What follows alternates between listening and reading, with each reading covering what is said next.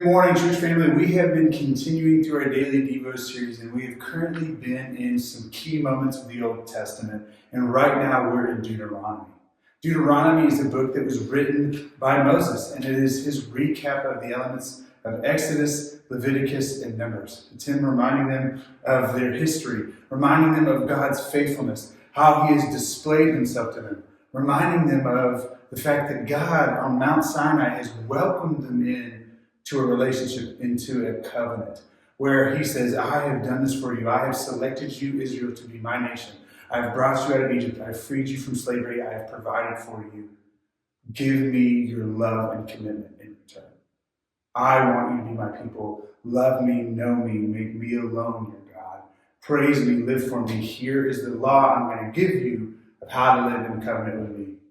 And so that was what Moses is doing throughout Deuteronomy. He is making clear to them these are the rules of God's covenant. This is how we are to seek him. This is how we're to walk in relationship with him. And here in this portion that we read this morning, it is Moses just making it clear to the people of Israel, there is so much beauty if you will just live according to this covenant. He tells them, choose life. He says, see, I have set before you today life and good, death and evil. If you obey the commandments of the Lord your God that I command you today by loving the Lord your God, by walking in his ways, and by keeping his commandments and his statutes and his rules, then you shall live and multiply, and the Lord your God will bless you in the land that you are entering to take possession of it. He's saying, if you will just listen to what God has asked of you, he wants a relationship with you. He's given you the way to pursue it. He's told you to surrender to him, honor only him. And he's shown you all these ways. He's asking you to love one another, to love him alone as God. Moses is urging him, please, just obey it. And he's telling him as he's about to die and not be able to enter into the promised land, he knows they're about to enter. He's saying, if you will obey the covenant, if you will seek God in a relationship, if you will pursue him, man, he will bless you as you enter this land. He will bless you as Joshua leads you to enter this land. He will lead you to flourish. But if you fall away from the covenant, if you fall away from making the Lord alone your God, if you turn to what the nations offer, if you turn to other things, it's going to mean bad things for you, Israel. And we know from, if you're reading the scripture, and what we're going to see as we continue through this journey, we're going to see in the time of Judges, we're going to see in the time of the prophets, Israel doesn't always hold to the covenant. They don't always hold to a relationship with God, and they face the consequences. And so for us, what he's saying here to Israel is, if you obey him now, he will bless you as you enter this land. But we also know as believers, we are now partakers of this covenant with God. We have, through Jesus, through his death on the cross, we have the opportunity to have a relationship with God.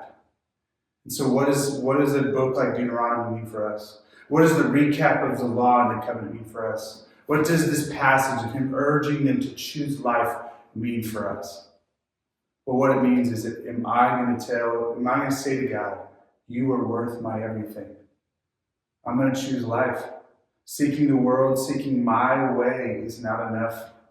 I see what happens when I just try to make you part of my life. I see what happens when I have a little God here but still seek a lot of world here. It doesn't pay off. God, I'm going to live life your way. I'm going to seek you. It says here that they needed to cling to him.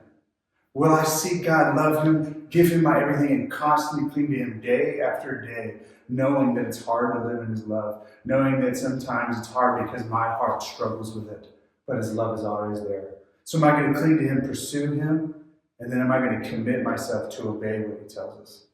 To obey loving him, to obey loving others, to obey the elements of Scripture that tells us this is how believers are to live. This is how they are to carry themselves. This is how they are to honor me. This is how they are to love others. And so the challenge that existed then for the Israelites, that Moses knew that they may likely fail to follow through on, he says, please choose life. Choose to love God. Choose to desperately seek him. and choose to honor him through obedience. Man, that same charge is here for us as believers now. Will we choose to seek God with our everything? Will we desperately depend upon the love of Christ, crying out to it day by day? And then with that dependence on love, will we seek to obey and honor him through us caring for others, through us being obedient, through us just living for him?